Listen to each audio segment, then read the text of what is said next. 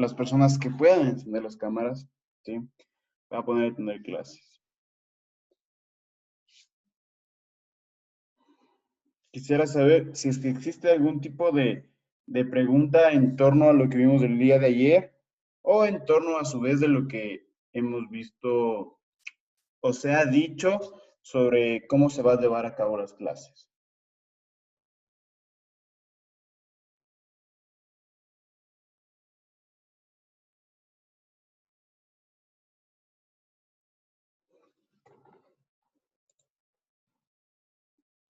No existe ninguna pregunta. Perfecto, entonces yo doy por entendido que todo se encuentra claro, ¿ok?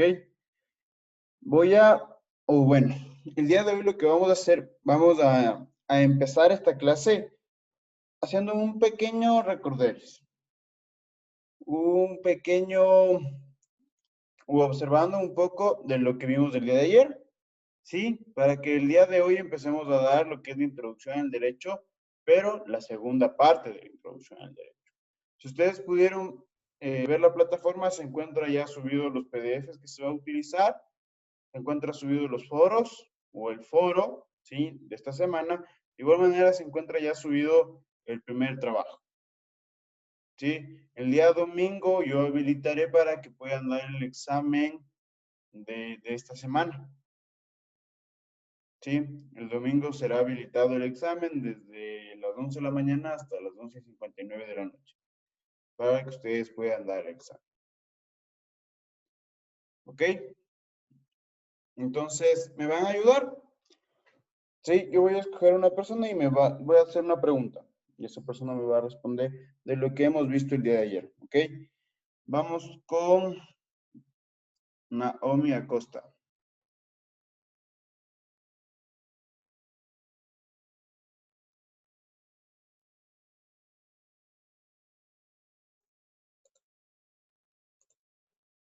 Naomi, ya puedes reactivar tu micrófono. Sí, perdón, no podía activar el micrófono. Sí, sí, sí, no te preocupes. Ya, ok, diga. ¿Qué es el derecho? ¿Qué es el derecho? Ujú. El derecho es el conjunto de normas regulatorias que regulan conductas humanas ¿Para qué? para un orden, para, para cumplir con reglas, con leyes. Para un orden. Ok. ¿Y qué pasa si yo incumplo con estas normas regulatorias que tengo? Una sanción.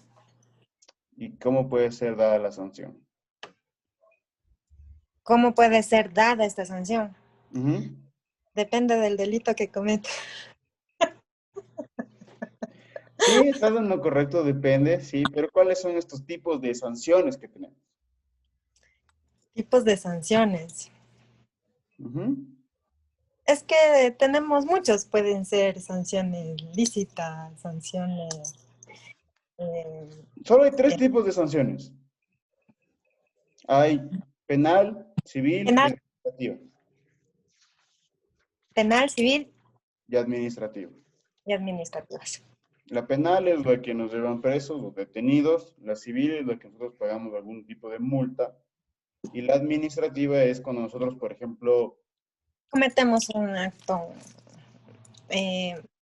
mal en el trabajo, ¿no? y nos votan o nos sancionan. Nos sancionan administrativamente, nos sacan un sumario administrativo y... Ok. A ti mismo, Naomi. Naomi. Soy Gabriela Guevara, solo que ya lo cambio el nombre. Estoy en dos reuniones. Estoy en reunión de acá, estoy en reunión. Ok, Gabriela Guevara. Entonces, dime, ¿cuáles son las vertientes del derecho? Y dame un ejemplo de cada una de ellas. ¿Cuáles son las vertientes del Ah, derecho? ojo, el ejemplo que no sea el que yo di. ¿Ya? ¿Ya? ¿Cuáles son las vertientes del derecho? Ya, las vertientes. ¿Cómo nace el derecho en las vertientes, no? Sí, exactamente. ¿Cómo nace? Existen dos. Sí, las fuentes y las vertientes. Exactamente. Las fuentes es ¿Cómo nace? de dónde nace el derecho. ¿De dónde? Las fuentes es de dónde nace. Las vertientes es cómo nace. Las vertientes del derecho, ¿cómo nace? Ajá, cómo nace el derecho. Y las Ya, fuentes son de dónde nace el derecho. ¿dónde nace? Ya, Ya, que las vertientes. las vertientes, las vertientes solo sé cómo nace. Profe, no me acuerdo. Un ejemplo, no recuerdo un ejemplo. Muchas gracias, Ok, Gabriela. Muchas gracias. Vamos a consultar a otro compañero tuyo para ver qué me dicen sobre las fuentes. Muchas gracias. ok, gracias. Vamos con Alex. Alex Muenala, perdón si no pronuncio bien tu apellido. ¿Qué tal, Alex? ¿Cómo estás? Dime, la misma pregunta. ¿Cuáles son las vertientes del derecho? Y dime un ejemplo por cada una de ellas. Las vertientes del derecho se clasifican en dos, que es el derecho natural y el derecho positivo. En el derecho natural podemos, por ejemplo, puede ser nuestro temperamento. Nuestro temperamento, ok. Y en el derecho positivo puede ser nuestras creencias. No. No. ¿Por qué? Pero sí dice aquí creada por la voluntad humana. Sí, pero mis creencias yo no voy a poner en una ley. Ah, bueno. Somos un estado laico. Solo, o sea, por ejemplo, sí, se me ocurre. El derecho natural, recuerden siempre que es el derecho moral. El derecho de lo que nosotros está bien o está mal para nosotros. El derecho positivo es todo lo que se encuentra escrito. ¿Sí? Las leyes, la constitución, los tratados internacionales. Todo eso, ¿sí? Es el derecho positivo. Muy bien, muchas gracias, Alex. Sí, muy bien. Y recuerda siempre que el derecho positivo es lo que se encuentra escrito. Nace de la voluntad del hombre, pero en crearlas, más no del pensamiento del hombre. Abogado, gracias. Ya, listo, Alex. Vamos con Alejandra Rodríguez. Buenas noches, profe. ¿Qué tal, Alejandra? Buenas noches. Háblame un poco sobre las fuentes del derecho. Las fuentes de derecho es de dónde nacen y son la fuente formal y la fuente material. ¿Cuáles son las fuentes formales? La fuente formal son lo que eran las leyes, la jurisprudencia, que eran las sanciones, las sentencias, perdón, no sanciones, los libros donde están estipulados ciertos tipos de leyes, puede ser, y las costumbres y actos que tenemos las personas. Muy bien, Y pero los libros tienen otro nombrecito. eh, las doctrinas. La Esa, doctrina. ya. Y en la fuente material era donde ya teníamos la facultad para poder crear las normas. Y también era el poder legislativo, que era la Asamblea Nacional aquí en Ecuador. Sí, sí, sí. ¿Qué es la ley, Alejandra? La ley. Son normas que hay como era que mandan, prohíben o permiten algún acto o actividad. Sí, muy bien, Alejandra, muchas gracias. Gracias. Sí, justamente las fuentes es de dónde nace el derecho. El otro, vertientes, nunca olviden cómo nace el derecho. Las fuentes, de dónde nace el derecho. No es nada pesado por Sevilla. ¿Sí? Entonces, podemos nosotros decir que las fuentes de derecho son dos. La fuente formal y la fuente material.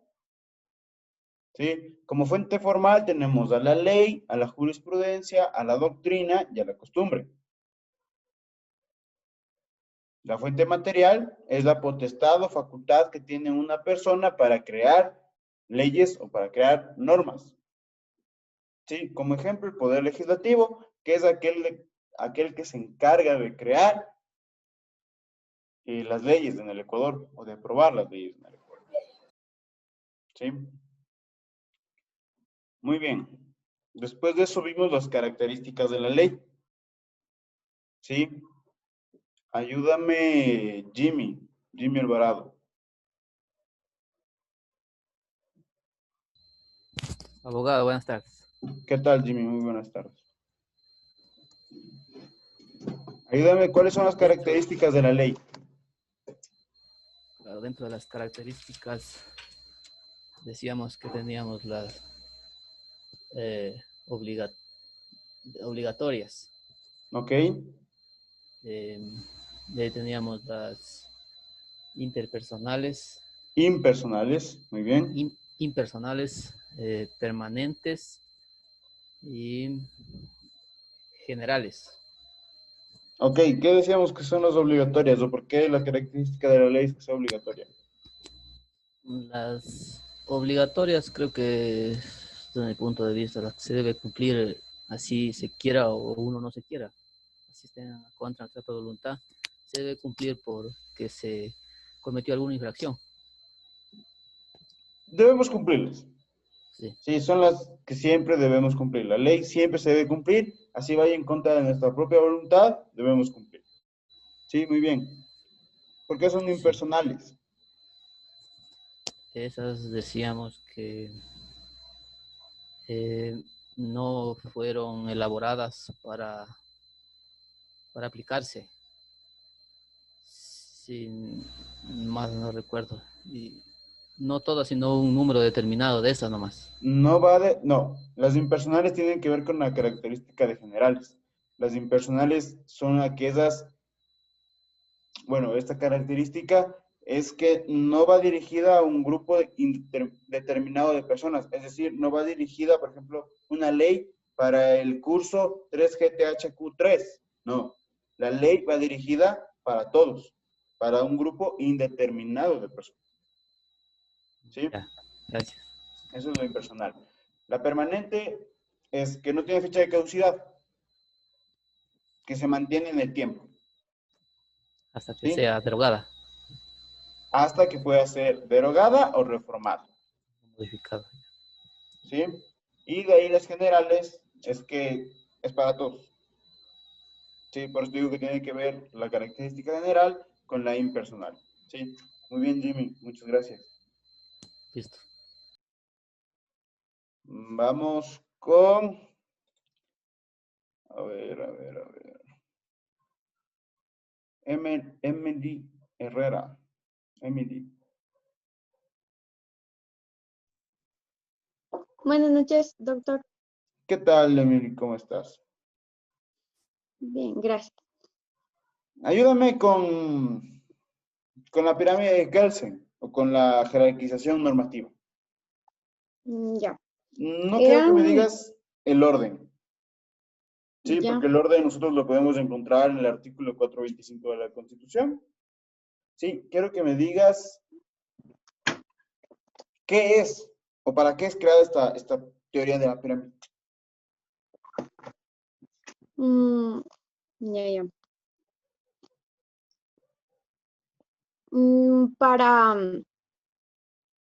Se podría decir para jerarquizar todas las leyes y estamentos que se crean dentro para generar orden dentro del Estado o República. Sí, podríamos decir que sí, pero ¿cuál es el principio básico, podría decir así, de esta pirámide de Kelsen? Priorizar unas leyes más que otras Sí. en orden, como dice, jerárquico, según el nivel de importancia. Sí, exactamente, sí. Es, como tú mismo dices, para guardar un orden en las leyes del Estado. ¿Sí? Para guardar una armonía, que no se contradigan unas con otras. ¿Sí? El principal principal principio. El principio más importante, ¿sí?, de esta pirámide de Kelsen es que una norma jerárquica inferior no puede contradecir lo dicho por una norma jerárquica superior. Eso es lo más importante de la pirámide de Kelsen. Porque con este principio se puede llegar al fin, que es que existe una armonía normativa. Sí, muchas gracias, Emily. Muy bien. Ya no lo escucho. No, disculpe, no le escucho. ¿No me escuchas? ¿Ya me No, escuchas? ¿No le me escucho escuchas? bajito. ¿Me escuchas bajito? ¿Los demás me escuchan bien? Todo bien. Entonces es el problema de Emily. Bien. Entonces, hasta Me ahí voy nos a salir, quedamos. voy a volver a entrar porque ya perdí el sonido. Ok, ok. Entonces, hasta ahí fue lo que vimos el día de ayer, ¿verdad? Hoy nos toca ver, o vamos a ver, ¿sí?, la organización jurisdiccional del Estado, es decir, cómo se comprende el Estado. ¿Cuáles son sus poderes? ¿Cuáles son sus funciones? Hoy vamos a ver también cuáles son los tipos de personas que existen en la ley o para la ley. ¿Sí? De igual manera, el día de hoy vamos a hablar sobre la capacidad e incapacidad de las personas. Quiero recordarles que la incapacidad de una persona no es lo mismo que la discapacidad. ¿Sí? Y ya vamos a ver esto. Denme un segundo nomás, comparto la pantalla. Profe, una pregunta. Dime. ¿Ya sabe de cuántas personas tenemos que hacer el grupo? He recibido 2 listas. Sí, he recibido del curso de la presidenta de Anita. He recibido también del curso de Silvia. Sí, me falta un curso más de recibir la lista. Sí, pero más o menos va entre 5 y 7 personas. Sí, para tener la última lista, yo ya les enviaré cuántas personas pueden estar en cada grupo. Les enviaré también a los presidentes del día de hoy por WhatsApp, les enviaré lo que son los temas del auto instruccional para que ustedes escojan qué tema van a realizar y cuáles son las indicaciones, las daré el día de mañana. Que mañana también tenemos clases. ¿Ok? ¿Alguna otra consulta más? ¿Otra pregunta antes? Doctor, disculpe, ya vine. Lo que pasa, no sé qué pasó, pero perdí el sonido y no le escuchaba lo que me decía, perdón. Ok, yo te decía que lo dijiste muy bien. ¿Sí? Que es para mantener el orden en el Estado, mantener el orden en las leyes, ¿sí? Ujú. Que no se contradigan lo uno con la otra, ¿sí? Y el principio más importante, ¿sí?, es que una norma jerárquica inferior no puede contradecir lo dicho por una norma jerárquica superior. Y así se va a guardar el respeto y armonía entre las dos.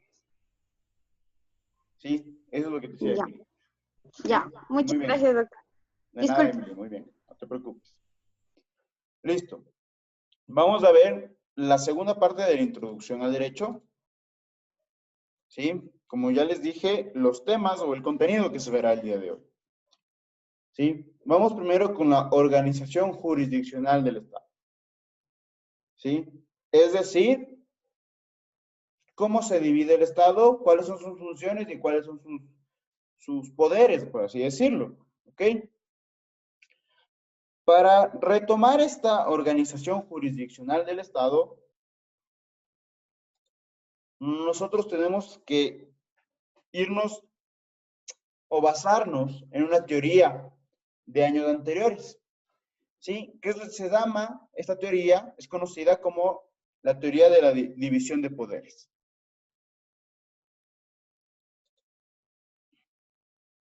Esta teoría es dada por Montesquieu. ¿Sí? Esta teoría es creada o se basa en razón de que en ese tiempo existía la monarquía. ¿Sí? La monarquía es esto que estaba gobernado por un rey o reina. ¿Sí? Esta monarquía son consideradas como dictaduras. ¿Sí? ¿Por qué? Porque todas las funciones, todos los poderes recaen sobre una persona. ¿Sí?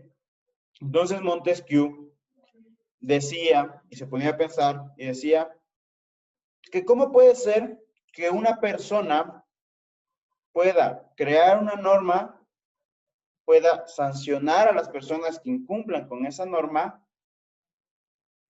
y administrar. Decía, cuando el monarca o esta persona, ¿sí? El rey o reina, crea una norma y él mismo incumple esa norma, ¿se va a sancionar? No, no se va a sancionar. Entonces necesitamos que existan un reparto de poderes, de decisión y de control en tres ámbitos. ¿Sí? Y él crea los tres ámbitos o los tres poderes llamados legislativo, ejecutivo y judicial.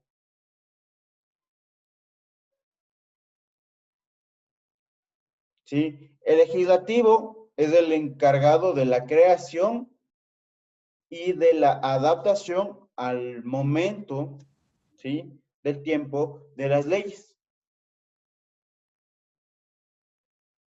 El ejecutivo, ¿sí? Es el encargado de administrar el presupuesto estatal o de generar políticas públicas para una mejor gestión.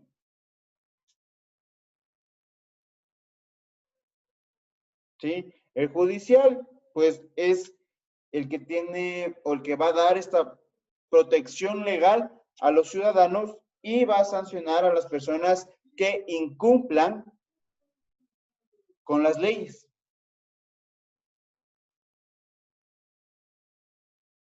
¿Sí? ¿Está entendido hasta aquí?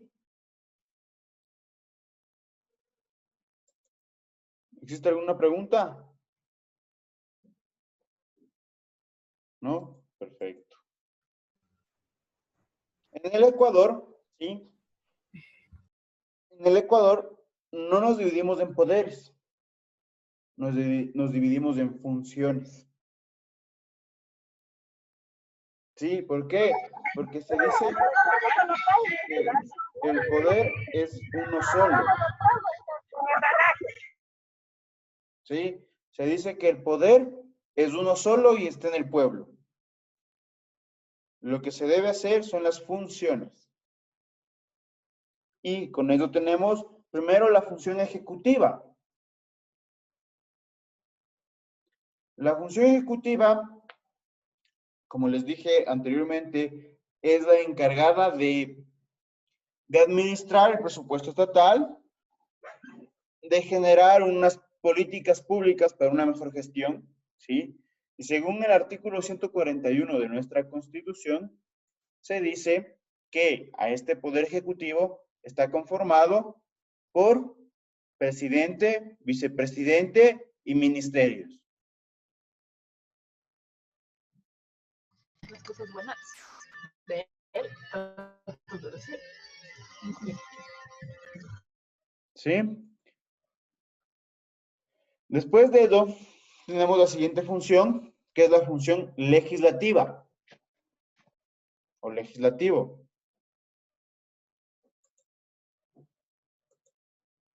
¿Sí?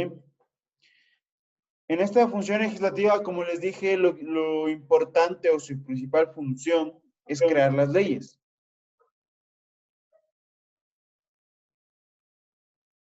¿Sí? Y está conformada, según el artículo 118, ¿sí? De la Constitución, está conformada por la Asamblea Nacional.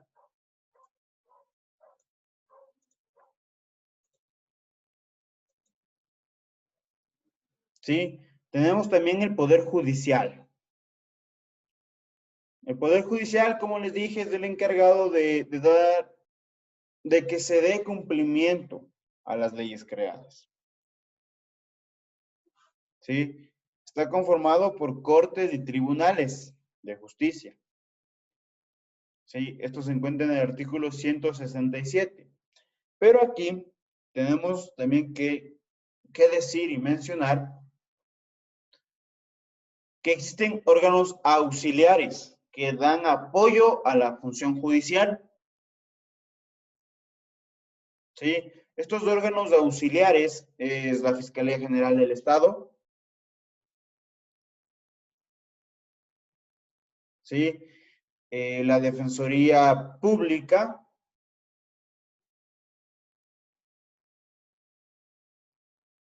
¿sí? ¿Sabemos lo que es la Defensoría Pública?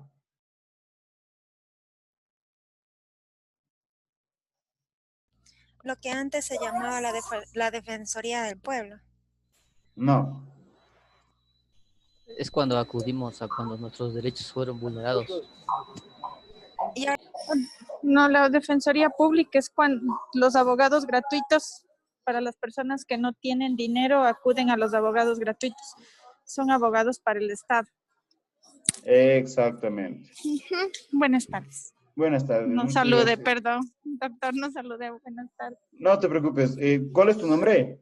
Evelyn Orozco. Ya, listo. Muchas gracias, Evelyn. Muy bien. Justamente de eso. Sí. Muy bien. Déjame darles una explicación a los compañeros más o menos de lo que es. Pero tú tienes muy claro el panorama. La Defensoría Pública, ¿sí? Nosotros vemos de ley, hemos visto alguna película, ¿sí? En el que se les deban detenido a alguna persona. Y les dicen, usted tiene derecho a guardar silencio, usted tiene derecho a un abogado, y en caso de no poder pagar el abogado, el Estado otorgará uno, ¿no es cierto?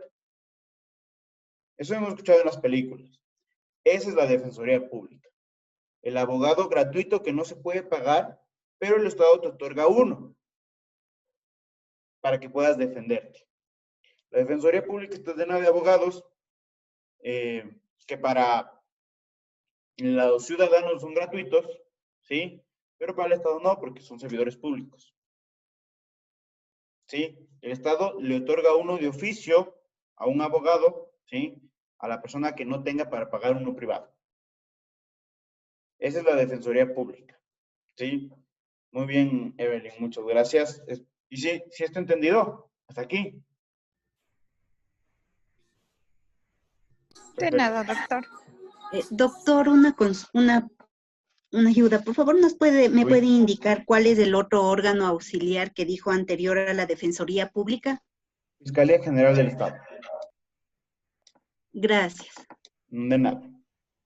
Una consulta, doctor. Dígame. Por ejemplo, con la explicación que nos acaba de dar, se me viene a la idea. ¿Es algo así como decir la medicina pública y la medicina privada? Podríamos verlo así, pero sí, podemos verlo así. El Estado te da un abogado, cuando tú tengas un caso, te da un abogado, cuando tú no puedas o no tengas los recursos para pagar uno privado. Entonces, el Estado te da uno para que te puedas defender en un caso. Ya, gracias. Es gratuito. Ya. Y abogado, buenas noches, Mónica le habla. Una pregunta, y como dice la compañera, es como el seguro público-privado. ¿Es recomendable que escoger bueno, mejor dicho, en qué circunstancias a uno le otorgan un abogado público? O sea, en este caso, o sea, porque tengo entendido que no todos tenemos derecho, ¿o sí? Cuando no tienes los recursos necesarios para pagar un privado. Exacto, o sea, y tienen que comprobar primero si se tiene o no recursos. Tus recursos. Tiene que comprobarse los recursos. ¿Y qué tan confiable sería tener un abogado así? O sea, si es que voy a ganar o no. ¿O voy a perder? O sea, con un defensor público, con un abogado de la Defensoría Pública. Es como que no le pusiera mucho interés y por tener un abogado nada más, ¿o sí? Es que exactamente ellos tienen, por así decirlo, tienen unos 200 casos. Ellos ganan su sueldo. De tu caso no ganan. Entonces, ellos tienen su sueldo asegurado. Mientras que los abogados que nos dedicamos al libre ejercicio no tenemos un sueldo fijo, sino trabajamos por nuestros clientes y para nuestros clientes.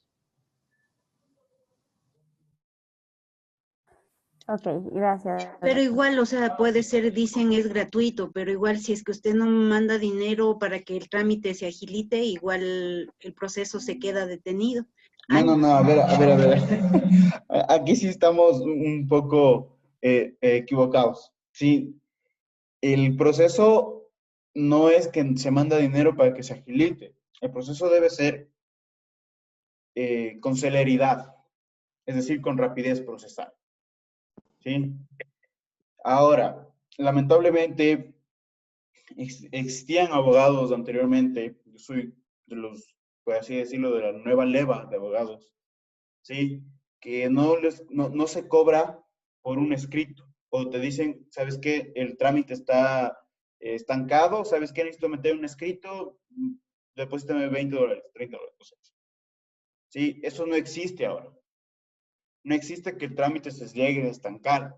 Por ninguna manera se puede llegar a estancar. ¿Sí? Los abogados de la nueva leva, por así decirlo, que soy uno de ellos, ya no hacemos así las cosas.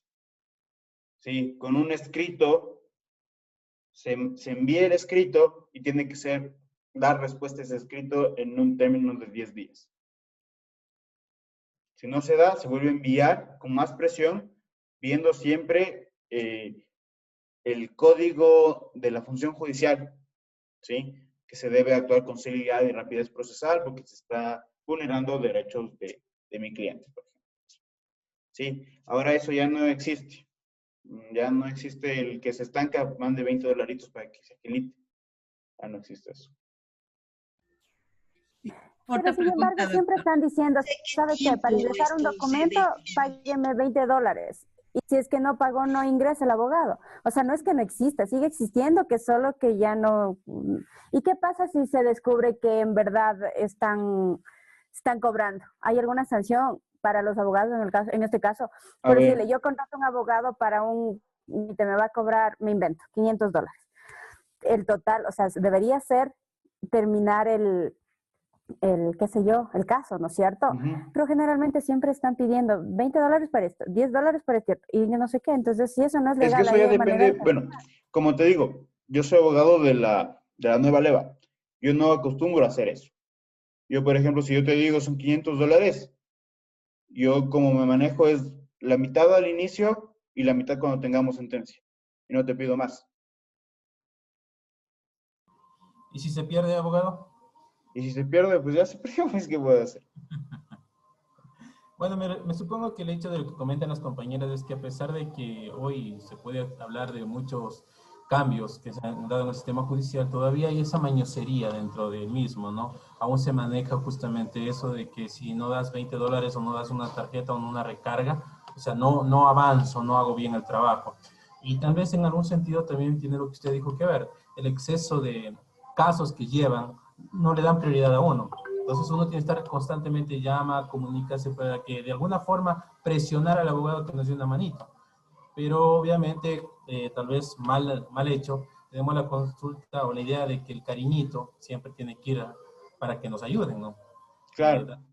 Sí, justamente, por ejemplo, nosotros con la nueva, o sea, 4 años más o menos que está en vigencia, el Código Orgánico General de Proceso, que es cómo se están llevando los procesos ahora, es mucho más fácil, es mucho más rápido pedir una audiencia y ganar en audiencia que ganar con un escrito.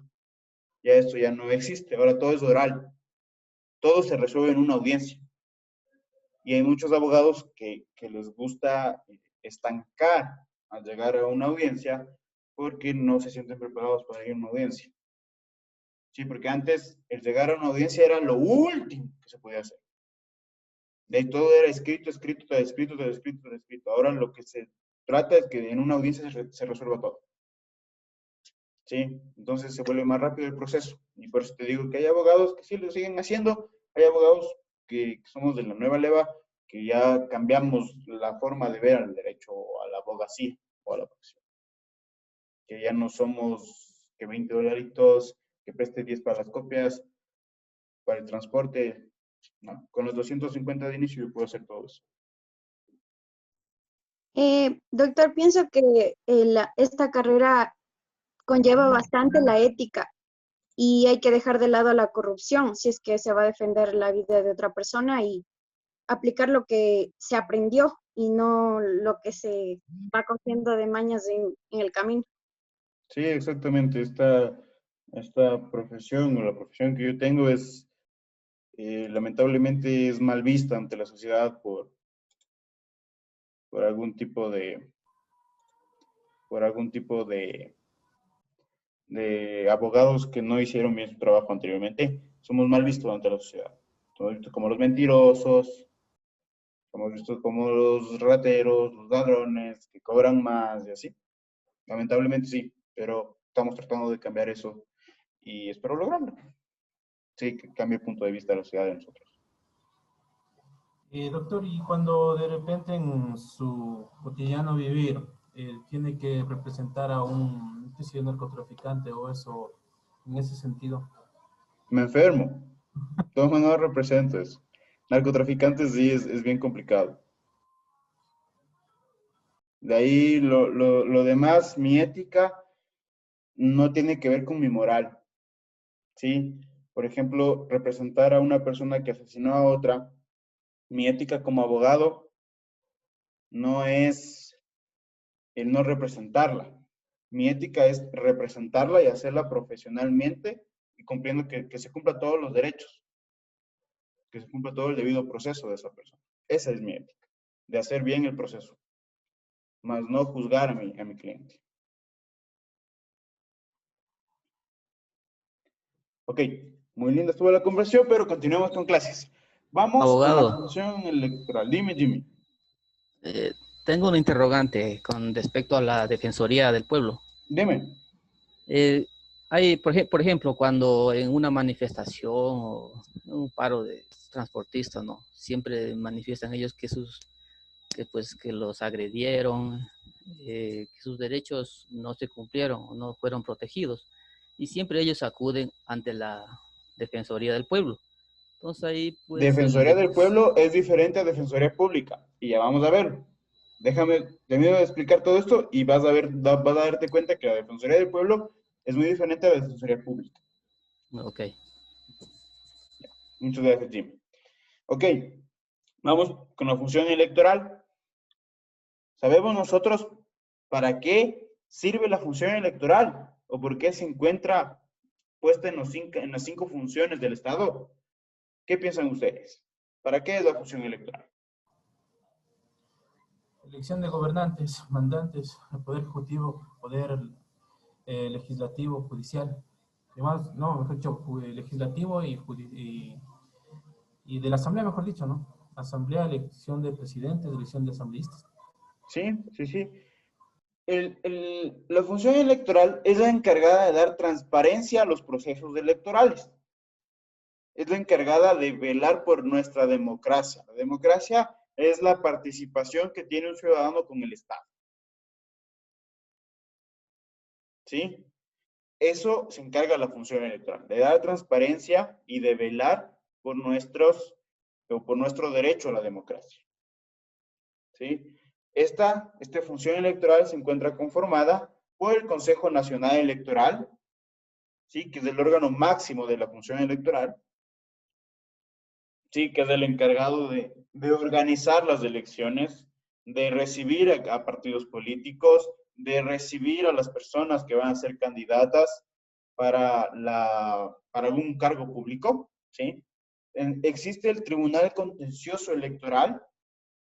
Este Tribunal Contencioso Electoral se activa cuando va a existir alguna elección en el país. ¿Para qué es este Tribunal Contencioso Electoral? Seguramente hemos escuchado sobre las impugnaciones a la candidatura de Arauz, a la candidatura de Alvarito Noboa. Seguramente hemos escuchado estas impugnaciones. ¿Sí? Una impugnación es una demanda. ¿Ok?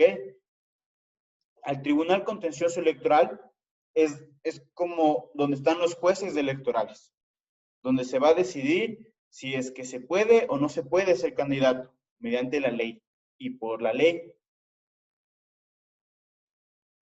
¿Sí? Porque existe el Código de Democracia, Ahí ustedes pueden ver los requisitos, igual en la Constitución encuentran requisitos. ¿Sí? Y si no cumple con alguno de estos requisitos, se puede impugnar lo que es la candidatura de un presidente, vicepresidente o asambleístas. ¿Sí? O demás cargos públicos que existen. El Tribunal Contencioso Electoral es como si fuera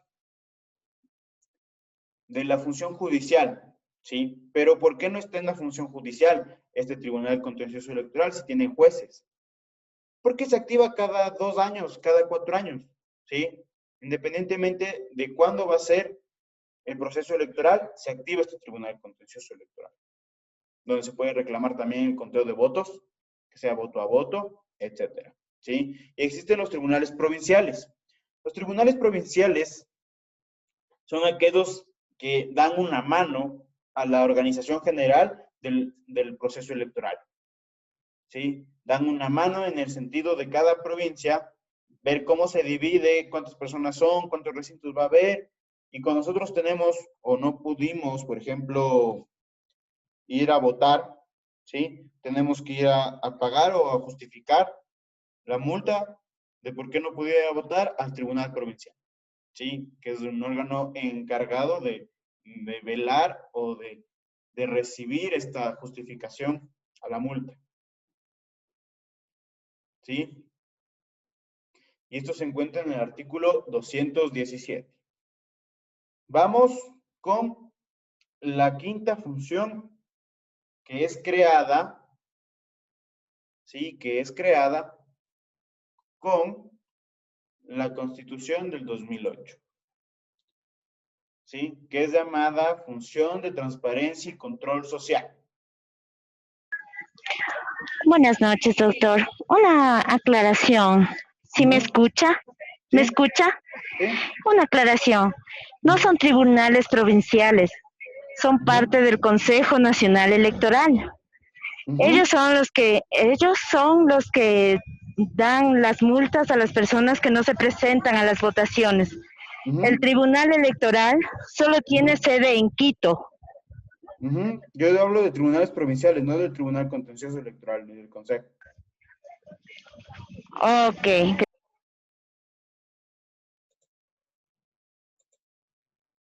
Ok, vamos con quinta función, ¿sí? Que es la función de transparencia y control social.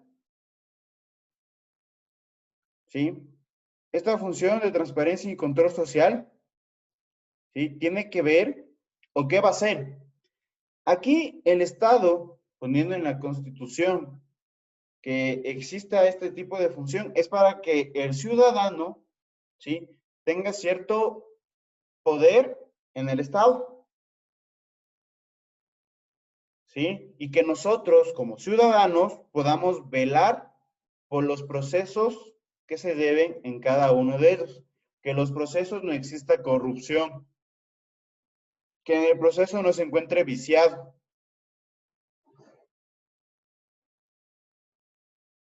¿Sí?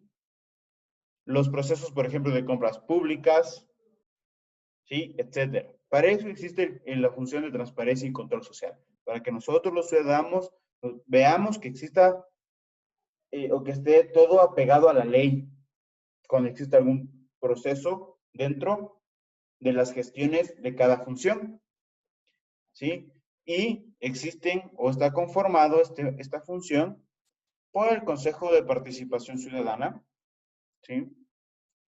Por la Contraloría General del Estado, por las superintendencias de bancos, de compañías, de economía popular y solidaria, de control y poder del mercado, etcétera, y por la Defensoría del Pueblo. Como les mencionaba, la Defensoría del Pueblo no es lo mismo que la Defensoría Pública. La Defensoría del Pueblo es la que va a velar por tus derechos cuando exista algún gremio, ¿sí?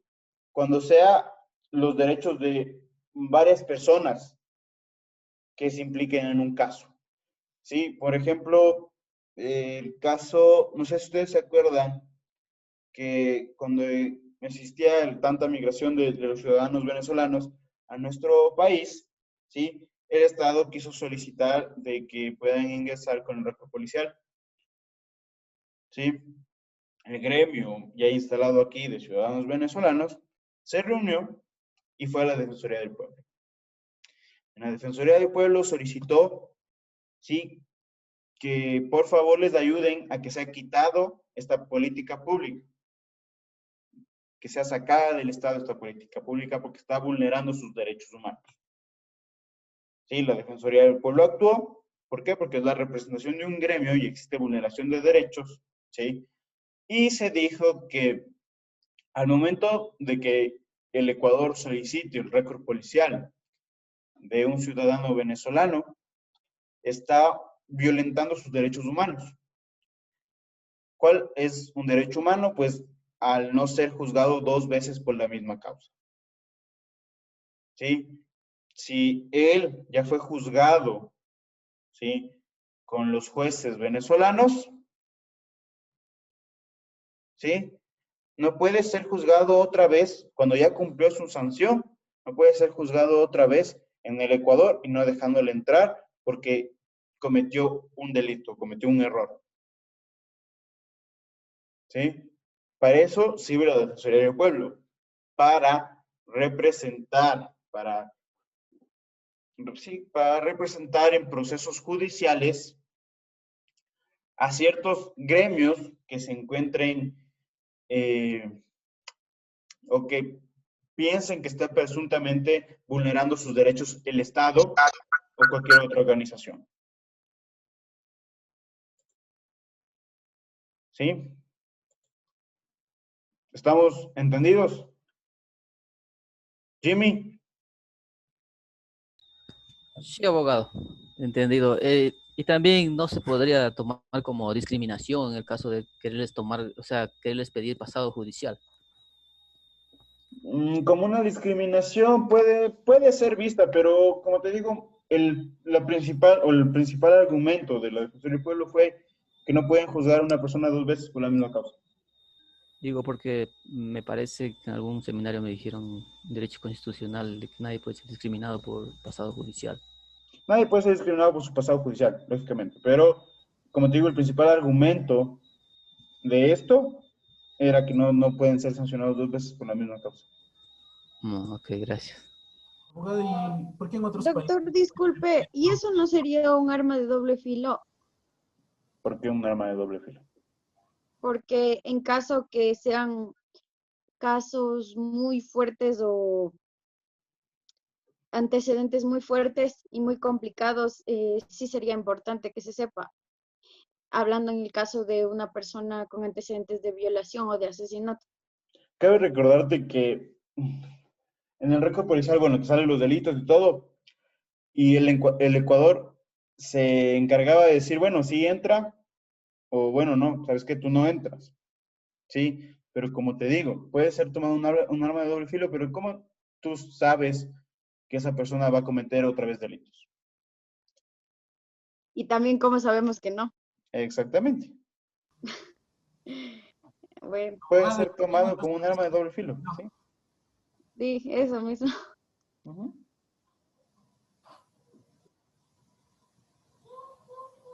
Abogado, ¿y por qué en otros países es permitido esta situación? Porque, por ejemplo, para Canadá o Estados Unidos te revisan que no tengas ningún antecedente, más que todo como migrante.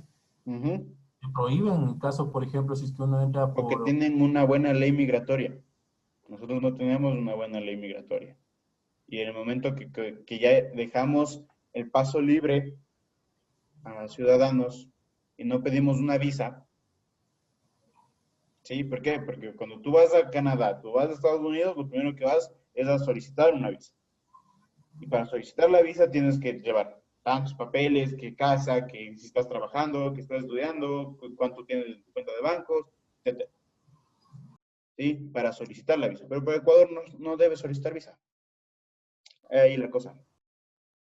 Este también se aplicaría prácticamente para también las estafas masivas, ¿no? Por ejemplo, en el caso de ese que salió de las casas que iban a dar y era un grupo de afectados por una constructora. ¿Entraría también ahí? ¿Qué cosa entraría ahí? Prácticamente ¿cómo se llama? El del pueblo, ¿cómo es? La ¿La Defensoría del Defensoría Pueblo. del Pueblo? Sí, también entraría ahí. Cuando existe vulneración de derechos, pero más la Defensoría del Pueblo más va a coger casos que sean vulneraciones de derechos por parte del Estado. ¿Por qué? Porque tú enfrentarte al Estado es muy complicado, muy complicado. Sí, y no es porque seguramente existen abogados muy buenos, pero no es exactamente por el abogado de que se ganen en el Estado. Sí, Abogado. no porque existe esta presión desde la presidencia, asambleístas, etcétera, de que no se puede perder con un juicio estatal. Dime, Jimmy.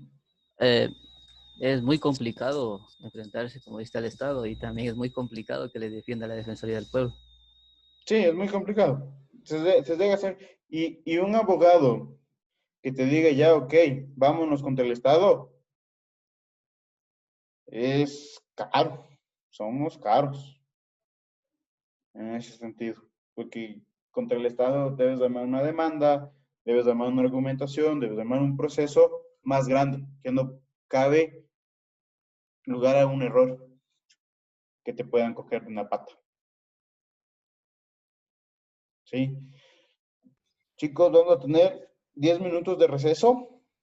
¿Sí? A las 7:06 nos volvemos a conectar. Aquí voy a estar si ustedes desean hacerme algún tipo de consulta, algún tipo de pregunta. Pero a las 7:06 nos vemos. Gracias. Doctor, yo le quiero hacer una pregunta, es un poco personal de su trabajo. Dime.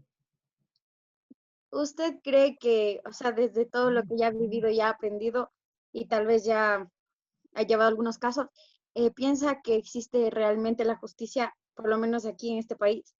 La justicia existe. Lo que no existe es un buen sistema judicial.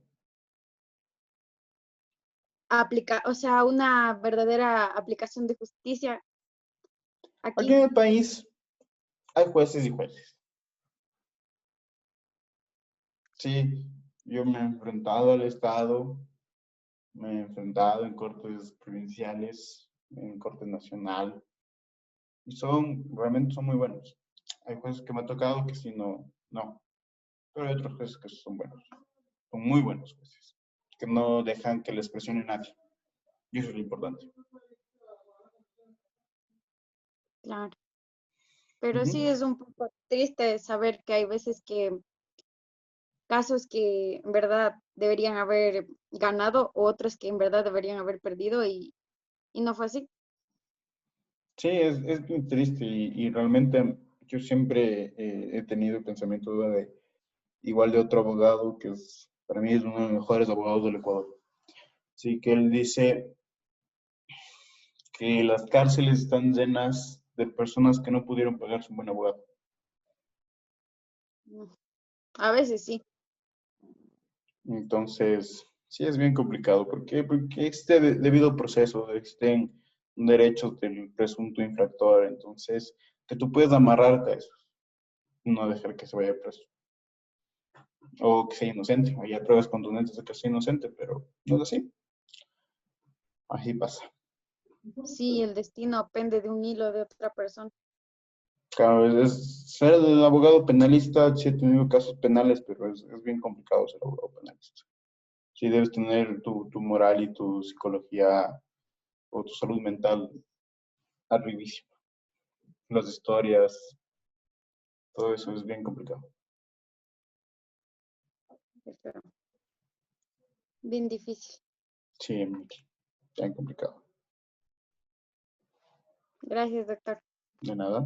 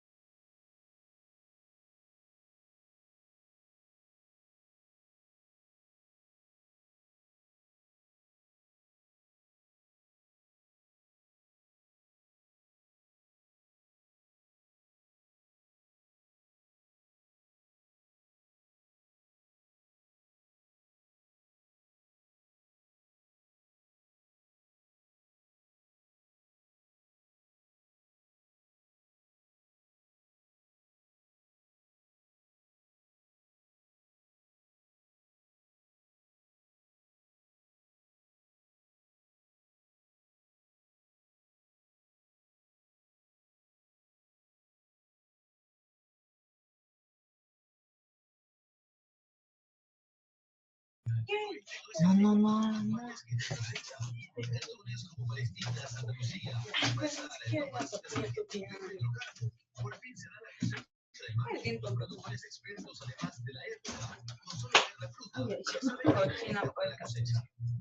Mañana trabajas en serio, ñaña. Sí. ¿Y por qué dejaste que el uniforme se te moje de nada?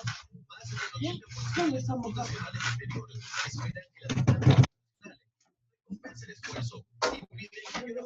Anda ya,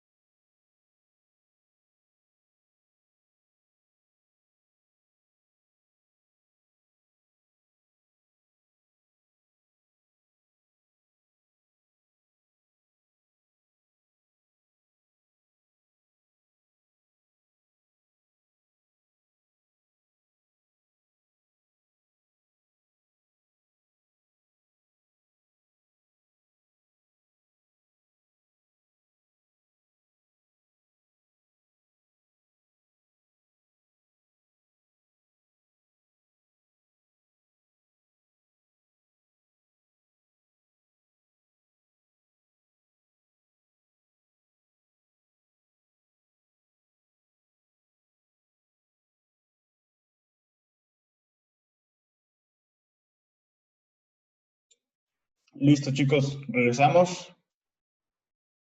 Sí, regresamos a clases. ¿Existe alguna otra interrogante? Sí, de respecto a la organización jurisdiccional del Estado. ¿No? Perfecto, vamos a continuar. Sí, vamos ahora a conocer cuáles son los tipos de persona. ¿Sí? Existen las personas naturales y existen las personas jurídicas. ¿Sí? Esto está dado por el Código Civil. ¿Sí? La persona natural, para hacerles así simple, la persona natural somos todos. Somos todos los seres humanos. ¿Sí? Todos los seres humanos, ¿sí? Independientemente de cuál sea nuestra edad, nuestro sexo o nuestra condición. Las personas naturales somos todos los seres humanos. Las personas jurídicas son un ente ficticio con la capacidad de ejercer derechos y contraer obligaciones. ¿Sí? En pocas palabras, las personas jurídicas son las empresas.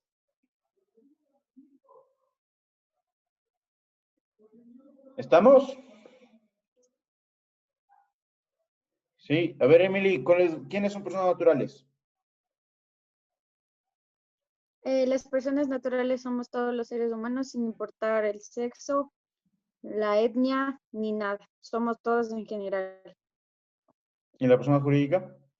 Las personas jurídicas son las personas, o sea, las empresas en general. Y si yo te digo, el representante legal de la empresa es una persona jurídica, ¿tú qué me dices?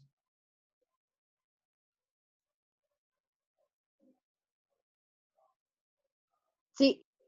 No. No. No. ¿Por qué? ¿Por qué? Porque el ¿No representante... tiene a su nombre toda la empresa? El representante legal es una persona natural que está representando a una persona jurídica, que es la empresa. Pablo O Grijalvo, sea que... soy una persona natural, soy representante legal de la corporación La Favorita, solo es un ejemplo. Yo represento a la corporación La Favorita. Pero yo no soy la corporación La Favorita, yo no soy una persona jurídica. ¿Ok? O sea, en sí, una sola persona, por más, no importa cuál sea el rol que cumple dentro de la empresa, nunca va a ser jurídica. Nunca va a ser una persona jurídica. La persona Ay. jurídica es la empresa en sí. La corporación La Favorita es la persona jurídica. Ay. Persona natural, Pablo Grijalvo. Ya, me disculpo. Ya, está bien, Emily. Muy bien, muchas gracias. ¿Existe alguna otra consulta, alguna duda al respecto de lo que hemos visto o lo que hemos visto el día de hoy? ¿No? Perfecto, vamos a continuar, ¿sí? Vamos a hablar sobre la capacidad de las personas.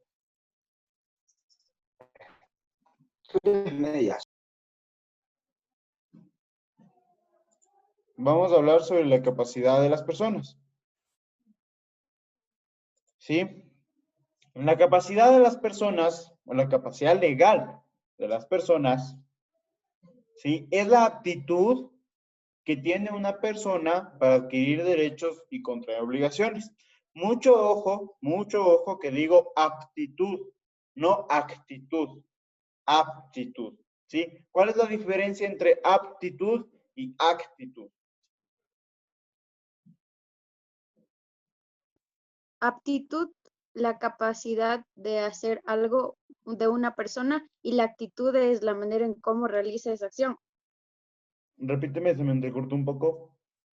A ver, la aptitud es la capacidad de hacer algo de una persona y la actitud es la manera en que hace esa acción. Ok, sí, la aptitud, con P, es nuestra destreza física, nuestra destreza mental para desarrollar una actividad.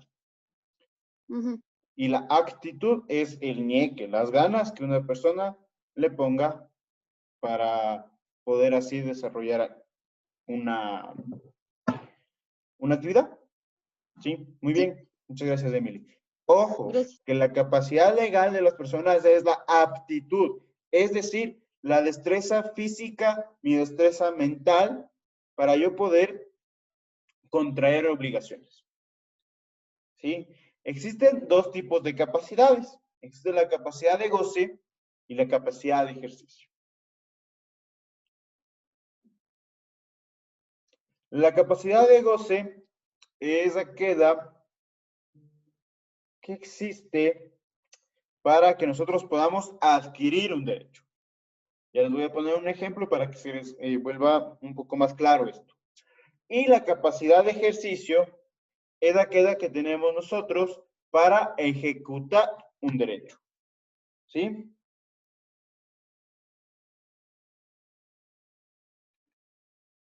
¿Ok? La capacidad de goce. Paolo Grijalva tiene 14 años. ¿Se puede casar? No, no me puedo casar, ¿no es cierto?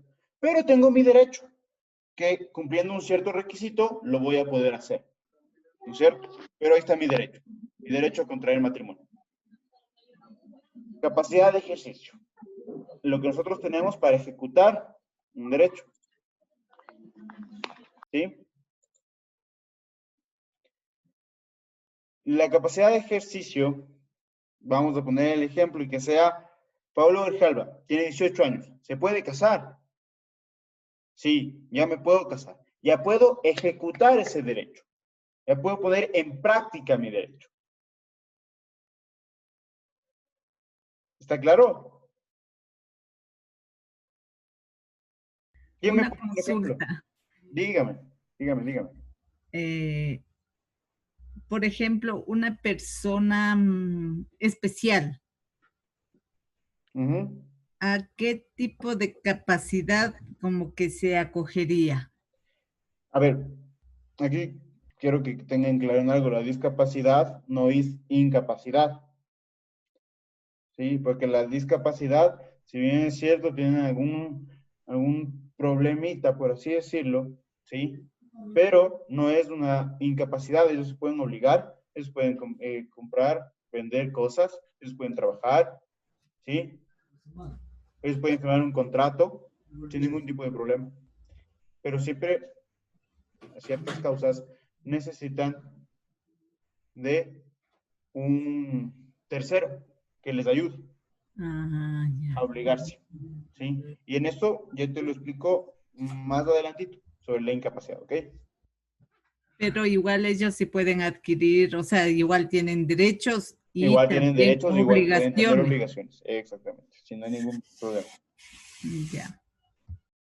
Ya, chévere. Hasta aquí, entre la capacidad de goce y la capacidad de ejercicio, ¿existe alguna pregunta que quieran hacerme? Profe, disculpe, no tengo muy clara esta parte. ¿Podría tal vez otro ejemplo? ¿Otro ejemplito? Sí, por favor. A ver, de una. Capacidad de goce, ¿sí?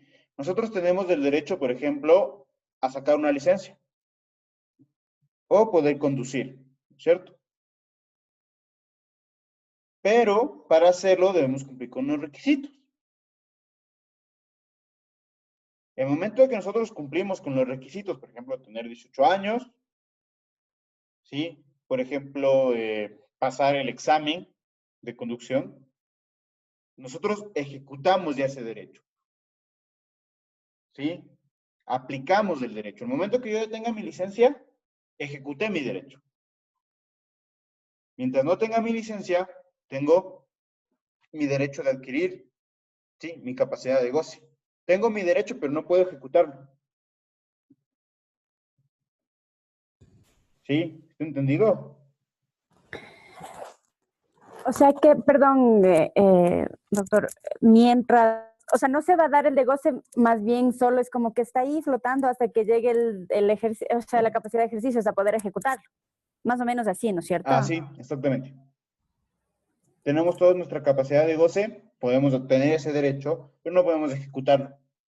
Pero, por ejemplo, bueno, tanto en el matrimonio como en lo de la licencia que usted menciona, si se pone un apoderado, perdón, sí se puede ejecutar.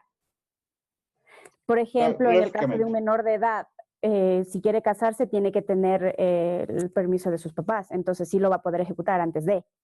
Pero por sí solo no puede, necesito de un tercero. Pero por mí solo no lo puedo hacer. Y la capacidad es por mí solo, las cosas por mí solo. Pero entonces se podría decir que en casos de excepción, la capacidad de ejercicio sí se da antes de que llegue el momento indicado, no sé. No sé si me van a entender, no sé, o sea, yo también tengo confusión en este tema. Antes de que llegue la capacidad de goce, es lo que creo trata de decir. Exacto. No sé, o sea, que A ver, sí se puede. O sea, en repíteme, este caso, se me en estos dos... entrecortó un poco. La capacidad de ejercicio, o sea, se puede obtener la capacidad de ejercicio, como dice, por el caso de que se casen por tutela de los padres con el permiso, sin tener la capacidad de goce. Exactamente, sí. Se puede llegar a tener, sí, pero siempre con la intervención de un tercero. Pero ahora, por mí solo, como les digo, por mí solo, no puedo llegar a tener una capacidad de ejercicio si tengo 14 años para casarme. Y en el caso, por ejemplo, también podríamos aquí aplicar una capacidad de goce, sería, por ejemplo, el derecho a estudiar. ¿Podría entrar eso? Y ya vendría la capacidad de ejercicio en el momento que estoy estudiando. Sí, exactamente. Exactamente. ¿Sí? ¿Está entendido? Creo que ahora sí está entendido. ¿Sí? Elizabeth, Moni, ¿está entendido? Sí, más o menos. A ver, ¿qué vas a decir? No, eso sí normal. Es decir, normal no me funciona. O sea, primero yo entendí que todos tenemos la capacidad de goce, pero hasta no cumplir los requisitos, no tenemos la capacidad de ejercicio. Así es. Exactamente. Ah, ya. Entonces, claro. Ya. Ya, yo creo que ya. Moni, dime tú. Sí, también, gracias. Ya, ok, perfecto. Perfecto, perfecto. Vamos a pasar ahora a las incapacidades o la incapacidad. Mucho ojo que incapacidad no quiero decir discapacidad. La incapacidad es muy diferente y ya vamos a ver por qué. ¿Sí? Primero, con la definición. Si para tener capacidad o la capacidad es la aptitud que tenemos, ¿sí? De poder adquirir un derecho o una obligación, la incapacidad, que es lo contrario, tenemos que decir que es la falta de aptitud para adquirir un derecho y contraer alguna obligación.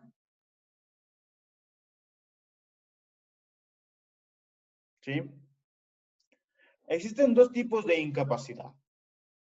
La incapacidad absoluta y la incapacidad relativa. ¿Sí? La incapacidad absoluta. ¿Por qué es absoluta? Porque estas personas no pueden realizar ningún acto jurídico sin el apoyo de un tercero, que puede ser el tutor o el curador.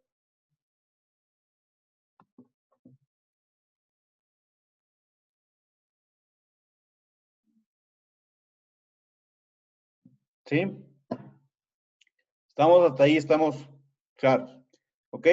Existen tres personas, según nuestro Código Civil, que son incapacidad absolutas. Primero, los impúberes. Los impúberes son los varones menores de 14 años y mujeres menores a 12 años. Ellos son considerados impúberes. Ustedes seguramente se van a preguntar por qué esta diferencia de edad. Sí, se dice científicamente que las mujeres maduran más rápido que los hombres. Y está comprobado. Se dice científicamente que las mujeres maduran más rápido que los hombres. ¿Sí? Es por eso que existe esta diferencia de edad. ¿Ok? Los dementes comprobados.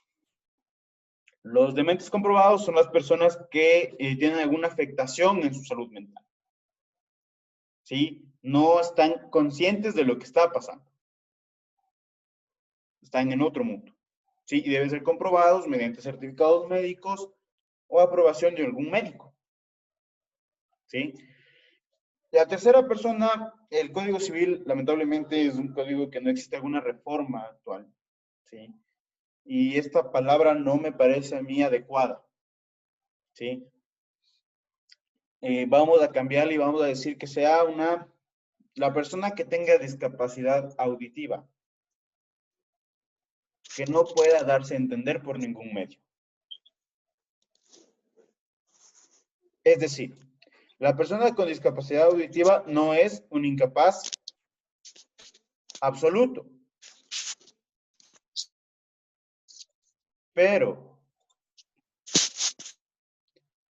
la persona que tiene una discapacidad auditiva y no pueda darse a entender, por ejemplo, no sepa escribir o no sabe escribir, y tampoco sepa su lenguaje de señas, no puede darse a entender, es considerado un incapaz absoluto.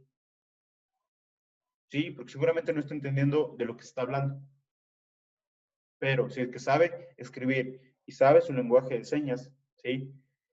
No es un incapaz absoluto, una persona con discapacidad auditiva.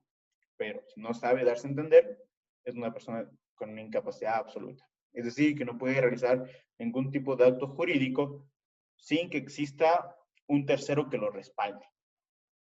No se puede obligar por sí solo a cumplir con un contrato, por ejemplo. Necesita un tercero, un tutor o un curador. ¿Sí? Esas son las incapacidades absolutas. Vamos a la incapacidad relativa.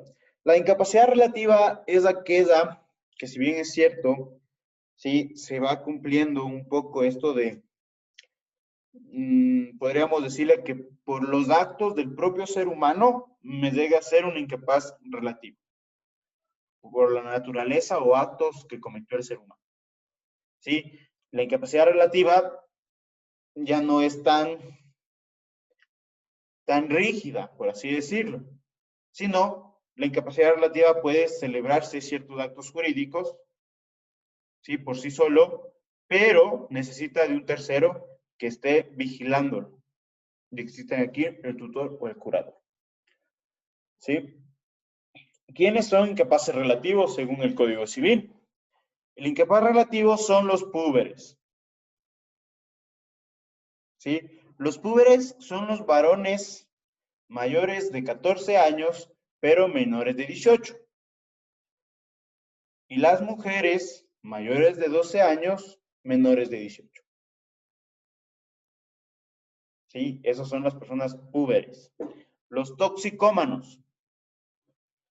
Los toxicómanos son las personas que son adictos a sustancias sujetas a fiscalización. ¿Sí? Es decir, a drogas. ¿Sí? Los ebrios consuetudinarios. Los ebrios consuetudinarios son las personas que son adictos a las bebidas alcohólicas, es decir, los alcohólicos. Esos son conocidos como ebrios consuetudinarios. Los disipadores. ¿Han escuchado alguna vez disipadores?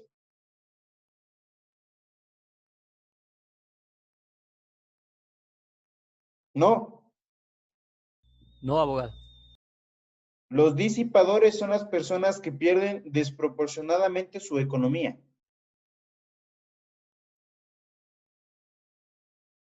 Es decir, las personas que son apostadoras.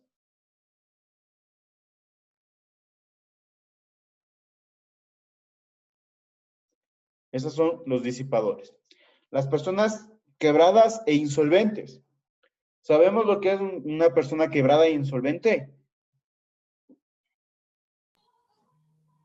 Aquellos que se declaran en bancarrota.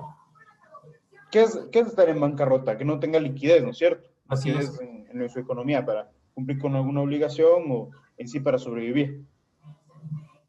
¿Sí? Doctor, en este caso, por ejemplo, los que a veces bueno, yo he escuchado que cuando están en juicios, por decirle, y ya se dan como que ya no dan más, se declaran insolventes, ¿no es cierto? Pero cuando se declaran insolventes también pierden derechos como ciudadano, ¿o no? Pierden todos los derechos civiles y políticos. No o sea, no puede contrato, contraer no puede ir a votar. Obligaciones. Sí, gracias. Exactamente. Silvia. Una pregunta, doctor. ¿Bajo qué cuadro se valió la Asamblea Nacional para destituir por incapacidad, digámoslo, al expresidente Abdalá Bucaram? Ya te digo por qué. Déjame respondo a Silvia que me hizo alguna pregunta, pero esa pregunta es buena. Ya te digo por qué. Abogado, ¿y por cuántos años dura la insolvencia de una persona? Hasta que tú vuelvas a tener liquidez económica y pueda ser demostrable. sea, ¿me puede poner un ejemplo? Claro. A ver, verás. Yo, a ver, digamos que saqué un préstamo de $100,000. No lo pagué. El interés es, como ustedes saben, se eleva el capital. ¿Sí? Y no pagué. Me siguen un juicio de coactiva. El juicio de coactiva es un juicio interno dentro de la institución financiera. En el juicio de coactiva tampoco llegué a una solución de pago, tampoco pagué. Mi deuda es de $180,000. ¿Sí? Nos vamos a juicio. En un juicio ejecutivo se comienza a observar que en verdad no he pagado, no tengo una liquidez para pagar, pero tengo bienes. Me embargan los bienes. Entra el remate en mi casa, entra el remate en mi carro, me quedé sin nada. ¿Sí? Me quedé sin plata en la cuenta de banco. ¿Sí? El juez, además de eso, vendiendo mi casa, vendiendo mi carro, dejándome sin plata en el banco, aún debo $60,000. El juez me declara insolvente. ¿Sí? La insolvencia solo debe ser declarada por un juez. En el momento que yo me declaro insolvente, no me están diciendo no trabajes. Me están diciendo no puedes firmar un contrato porque seguramente no vas a tener plata con que obligarte a firmar un contrato. ¿Sí? Entonces, yo trabajo, vuelvo a tener plata, vuelvo a tener liquidez económica, ¿sí? Pago lo que le debía al banco y me voy a un juicio de levantamiento de insolvencia. Y ahí le digo, vea, señor juez, ya tengo plata. Ya tengo liquidez económica. Quiero que se me levante mi insolvencia. Y se levanta la insolvencia. Demostrando, lógicamente, todos los parámetros económicos que tengas tú para ser declarado de nuevo una persona solvente. Otra pregunta. ¿Los dos tipos de incapacidad absoluta y relativa necesitan los dos de terceras personas? Los dos. Sí. Ya, gracias. De nada.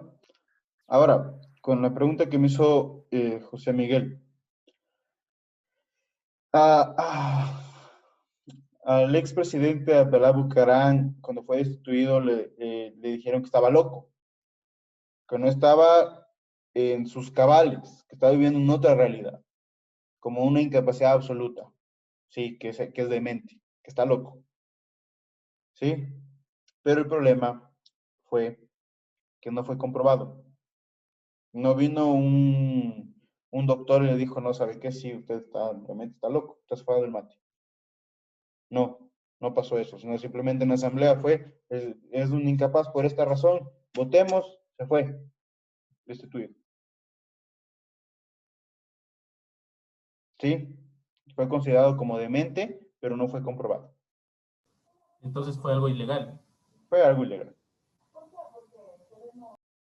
Y en el caso de que como poder tenía que subir la vicepresidencia en ese tiempo a presidente y tampoco le permitieron y mejor subió el presidente del Congreso en ese tiempo. ¿Y bajo en qué ese examen caso, jurídico lo hicieron? En ese caso ¿cómo se llamaba? Rosalía Arteaga. Rosalía Arteaga, ¿sí? ¿No es cierto? Así es. En ese caso, Rosalía Arteaga, realmente no entiendo hasta el día de hoy por qué no le dejaron gobernar. Si la Constitución en esa época era clara, que debe subir el vicepresidente a gobernar cuando sea destituido o exista golpe de Estado. Sí, y es una pena lo que pasó y tuvo que subir el Congreso porque los destituyeron, porque los asambleístas igual decían que no era óptima para el cargo. O bueno, en ese tiempo los diputados. Sí, fue como una discriminación por ser mujer, algo así creo que fue, ¿no es cierto? Machismo. Claro, fue por eso. Lamentablemente fue por eso. ¿Sí? Ahora, quiero hacerles una consulta. ¿Ustedes saben cuál es la diferencia entre quebrados e insolventes?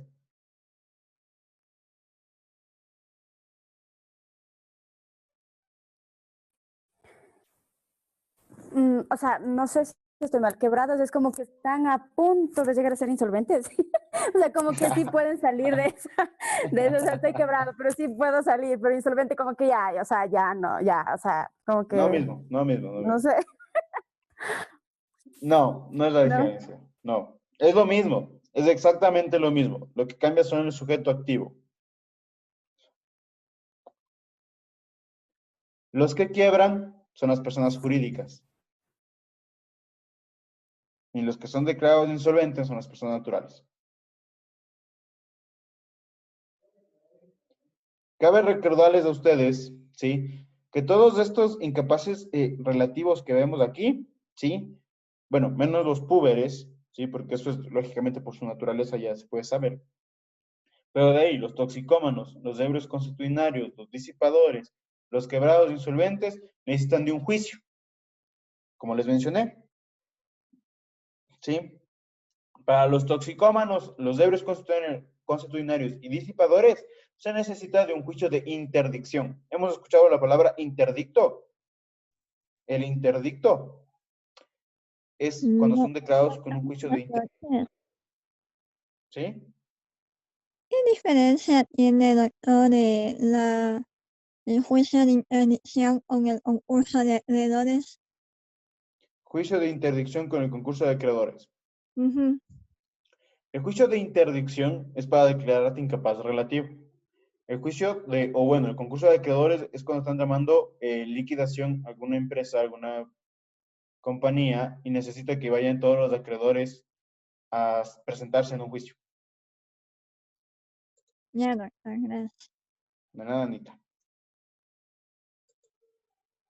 Entonces, el juicio de interdicción, como lo mencioné, es para que sea declarada una persona como incapaz relativa. ¿Qué pasa si es que nosotros firmamos un contrato con una persona que es un ebrio consuetudinario y que no está declarado interdicto? Primero, si es que no está declarado interdicto, ese contrato es legal. Y esa persona no se va a obligar por sí sola, nunca. ¿Sí? Va a instalar de un tercero. Y por eso va el juicio de interdicción.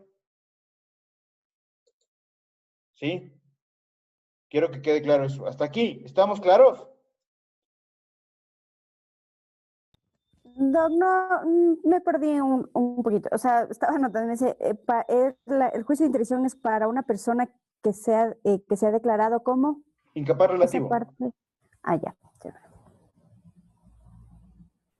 Listo. Disculpe, doctor, una pregunta. ¿Y en caso de los quebrados de insolventes, puede haber alguna manera de que el juez les dé un indulto por alguna circunstancia? Un indulto. Por algunas circunstancias, es muy complicado, ¿sabes? El momento que ya no tienes liquidez y no tienes cómo demostrar, el juez tiene que declarar insolvente, eso es su obligación. O sea, me refiero de que sea Un perdonada, perdón. sí, la deuda. No te van a perdonar nunca la deuda, porque la deuda la tienes con el banco, no con el juez. Y la O sea, deuda va a seguir Lo que tú subiendo. puedes hacer y lo que yo he hecho, ¿sí? Estando en juicio, es llegar a una conciliación, llegar a un acuerdo y decirle, mira, sabes que no te puedo pagar, no te vamos a poder, mi cliente no te va a poder pagar en un año $18,000, $20,000, me estoy inventando. No te va a poder pagar. Tú lo que deseas, y el banco lo que desea es recuperar su dinero. Entonces, llegamos a una conciliación. ¿Sabes qué? En 2 años, de los 18,000, suman intereses, digamos, unos 4,000 más, son $22,000. Los $22,000, bajémosle a cómo las cuotas. Y así sí te voy a poder pagar. ¿Sí? Es con tal de llegar a un acuerdo en el momento de una audiencia. o sea, llegar a un acuerdo nada más. Llegar a una fórmula de pago, ustedes han escuchado eso. Llegar a una fórmula de pago para ver cómo mismo se va a acabar el juicio. Porque lo importante es que se recupere su dinero y no hacer daño a otra persona. Ya. Listo. Ya, gracias, doctor. Doctor, una pregunta. ¿Hay alguna forma en la cual una persona pierda todos sus derechos de ciudadanía? Los derechos civiles y políticos, cuando son declarados insolventes. No podemos ir a votar. Ya, pero, por ejemplo, y esta persona es agredida durante este tiempo que se encuentra con esta situación, igual es penado, ¿no? Si es que... Claro, lógicamente que igual es penado. Los derechos humanos están, sí, sí, siempre van a estar los derechos humanos, pero pierdes tus derechos civiles y políticos. A decir derechos civiles y políticos me refiero a que tú no puedes contratar, sí, es decir, no puedes firmar un contrato, por ejemplo, de compraventa. Ya. ¿Sí? Y los políticos es que tú no puedes ir a votar, no puedes ser candidato, etc. Sí, le comentaba eso porque alguna vez comentaba alguna persona que nos daba igual clases que cuando uno perdía los derechos prácticamente hasta lo podían matar y no importaba ya. No, no, no, uy. Bueno, no, eso no está bien. Sí, los derechos humanos siguen, lo que se pierde los derechos civiles y políticos. Sí, pero eso sí quiero recordarles que el momento que nosotros perdamos nuestros derechos civiles y políticos, estaríamos muertos en vida. ¿Por qué? Porque es del ser humano ser comerciante. Nosotros siempre estamos comprando o vendiendo algo. Y en el momento que nosotros perdemos esto, ya no podemos hacer nada. Solo nos queda trabajar. ¿Y qué es lo que dice lo que sería incapacidad relativa, justamente de ebrios con... Consuetudinarios. ¿A qué se refiere exactamente con Alcohólicos. eso? Alcohólicos en sí. Alcohólicos en sí. Son muy bonitos, por eso. Lógicamente debe Porque ser. ya hay algunos. Debe ser. Lógicamente, estos alcohólicos deben ser comprobados, ¿no? O sea, que en su psicología tengan alguna adicción. Y eso es lo que se ve al alcohol. Sí, no los ebrios consuetudinarios de fin de semana. Sí, sino los alcohólicos ya de semanas. Creo que aquí hay algunos que no son solo de fin de semana, sino de todos los días. Si quiere, pregunte nomás. Ok, hasta aquí. ¿Estamos claros? No le digas así a José Miguel. Abogado, una A vos consulta. te digo. Dígame. En esta pandemia, sobre todo, se vio casos de empresas, de fábricas, de negocios que, bueno, yo tuve conocimiento de aquí de vecinos que se declararon insolventes. Las empresas sí les Se quedaron en liquidaron, quiebra. sí, en quiebra y les liquidaron a los empleados con muy poca cantidad de dinero, etcétera. Pero a los 3 meses ya volvieron a reabrir. ¿Eso se puede dar o es que hubo mano negra? No, pues eso ahí va mal. Estoy equivocado ahí. Puede haber un caso sobre eso. Sí, cuando tú quiebras, la razón social se pierde. Tienes que crear otra razón social. La razón social me refiero a otro nombre de empresa o otra forma de compañía. Te puedes dedicar a lo mismo, pero tiene que cambiar. Ahora, en la liquidación, sí, se debe, en el momento que una persona quiebra, o bueno, la persona jurídica quiebra, la liquidación es como despido intempestivo, con indemnizaciones. Sí, y cuando una persona jurídica quiebra, entra en liquidación esa compañía. Se venden todos los bienes, se llama a los acreedores, ¿sí? Y los principales, o el primer acreedor que se llama es a los trabajadores.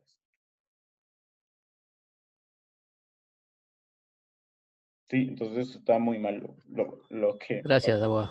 ¿Y pueden ser los mismos representantes legales, aunque cambie de razón social o no? Por ejemplo, la super de compañías, ¿acepta los mismos representantes?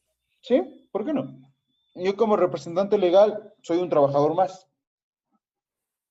Soy el administrador. Okay. Listo. ¿Alguna otra consulta más? ¿No? Perfecto. Profe, No, dime. ¿me podría decir un ejemplo de incapacidad relativa en los púberes? Un ejemplo Ajá, un ejemplo. en los púberes. Ajá. Ok, a ver. ¿Cuándo tienen incapacidad relativa?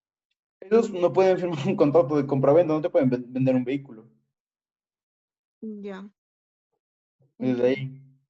Pero, por ejemplo, ¿sí? Si es que lastimosamente mi padre falleció cuando tenía yo 13 años y heredé lo que es Una casa. ¿Sí? Esa casa yo puedo coger y decirme, bueno, soy incapaz relativo, deme un curador o un tutor. Y con mi curador o con mi tutor, que sea mi representante como tal, puedo yo vender la casa. Y puedo tener ganancias de la casa, siendo menor de edad, siendo un puber. ¿Sí?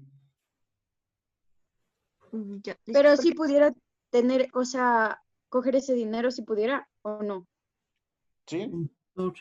¿Sí? Se queda hasta que cumpla los 18 años dependiendo de cómo está la herencia. Ah. Y en este caso, doctor, ¿puede vender a personas sin consentimiento del menor? En este caso, igual ya le declaró tutor y ahora él es como el dueño absoluto de eso. Como dueño absoluto, no. Necesita el consentimiento y cuando tú vas a vender una propiedad en este sentido, tiene que presentarse el curador con el menor de edad dando su declaración de que él desea venderle. Y cuando esto no ocurre, ¿se puede hacer algo? Le comento esto porque alguna vez me sucedió ese caso cuando era pequeño. Muchas propiedades de mi padre fueron vendidas por mis tíos, porque era el tutor de todos nosotros y se quedó con todo, digámoslo así. Pero dijeron que era legal.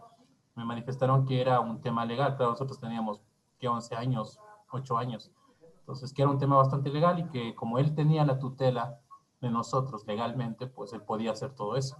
¿Y te hizo oler el dinero siquiera? No, pues obviamente no, él se quedó con todos, se fueron todos a vivir a España y nosotros nos quedamos por acá, pero siempre me quedé con la duda por qué No, no los es legal. no teníamos No, o sea, no es legal. ¿Por qué? Porque te dejan a ti. Es a ti las cosas, no a tu tío. Te dejan a ti. Dejaron a ti. La voluntad del causante o de la persona que falleció es que te deje a ti las cosas. No es legal. Doc, y en el caso de, por ejemplo, los púberes cometan algún delito, en ese caso, ¿cómo se procede? Cuando comete algún delito los púberes, existe la figura aquí en el Ecuador de menores infractores. ¿Sí? Las personas que son menores de 18 años y cometen alguna infracción, algún delito, tienen que ir a la DNP o a las correccionales, dependiendo del delito en el que se lleva a cabo. Ahora, si yo soy un curador o un tutor de un menor infractor, no me pasa nada. No me voy a ir preso por él. Él va a ir preso. O va a su correccional, a que existe la rehabilitación como tal. ¿Sí? ¿Estamos claros?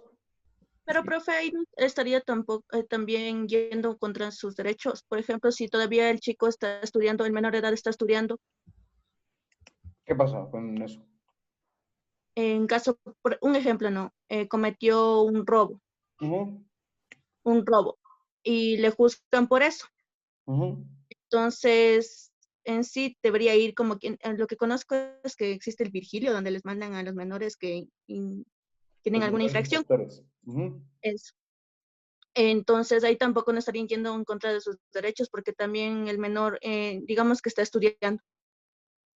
Entonces, si es que está dentro de ahí, le van a privar de ese derecho.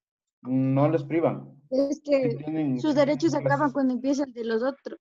Además de eso, la persona que es llevada detenida solo está privada de su derecho a la libertad de movilidad. No está privando sus demás derechos. Solo está privado del derecho a la movilidad. ¿Sí? Pero al estar adentro no puede estudiar. Pues. ¿Han escuchado el caso de David Piña, que venía del Pozo? Seguramente Es sí han abogado. escuchado alguna vez. Él es abogado, ya se graduó. Es abogado, se graduó El recién. caso de la chica que murió en Carapungo, por ese sector, creo que fue. Sí, sí, sí. Sí, había comentado bastante, decía que era prácticamente inocente y que había... David Piña es prácticamente inocente, las pruebas dan a que él es inocente. Pero se le llevó detenido, estuvo preso, su derecho a la educación siguió, su derecho al proyecto de vida siguió y ahora es abogado. En ningún momento se privó de su derecho a la educación. ¿Y cómo se dan en ese caso los estudios? No entiendo si está privado, ¿cómo es? Les dan 2 horas, como si estuvieran trabajando. Les dan 2 horas para que puedan estudiar. Les llevan su computadora y ellos pueden estudiar 2 horas, presentar deberes, asistir a clases 2 horas. Perdón, doctor, es el caso del hijo del expresidente, Abdalá Bucaram. Igual solicitó permiso para estudiar Derecho. Sí, exactamente. Como les digo, en el momento de nosotros estar detenidos no significa que se nos priva nuestros demás derechos. Solo estamos privados de la libertad de movilidad, de salir a la calle, de eso. ¿Sí? ¿Está entendido? ¿Hasta aquí? Abogado, ¿y eso sería un gasto para el Estado o no? ¿Qué cosa? Darles el estudio a los presos. Es que no necesariamente les estás dando tú. Sí. Ellos se pagan un ellos poco. se costean. Ellos se costean. Por ejemplo, David Piña se costeó su carrera de abogado. Ellos mismos se costean. Sí. Ahora el Estado lo que te da es techo, alimentación 3 días, etc. Sí. Es lo que te da el Estado. La educación va para los menores infractores. A ellos contratan profesores que van y dan clases en la correccional. ¿Sí? ¿Hasta aquí está entendido? ¿Pero siempre es así o es porque piden? O sea, porque... No. A ver, cuando son menores infractores, es así siempre. Es regla general. Cuando son personas ya mayores de edad, ellos piden, debe solicitarse eso. Ya, ok, gracias. De nada. Vamos con un caso práctico. Voy a pedir la colaboración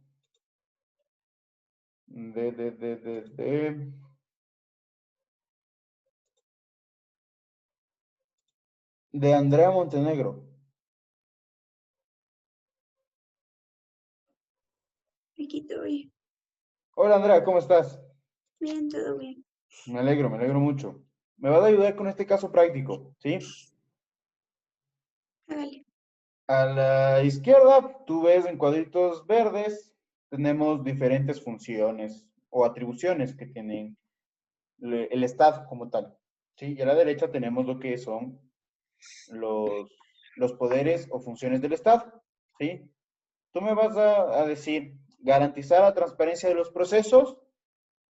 ¿Atribución de qué poder es o de qué función es? Transparencia y control social. Transparencia y control social. Administrar el presupuesto estatal. Espérame un cachito. Te espero un cachito. Ejecutivo. El ejecutivo. Creación de normas y leyes. Legislativo. Legislativo. Velar por la democracia. Electoral. Electoral. Hacer cumplir la legislación.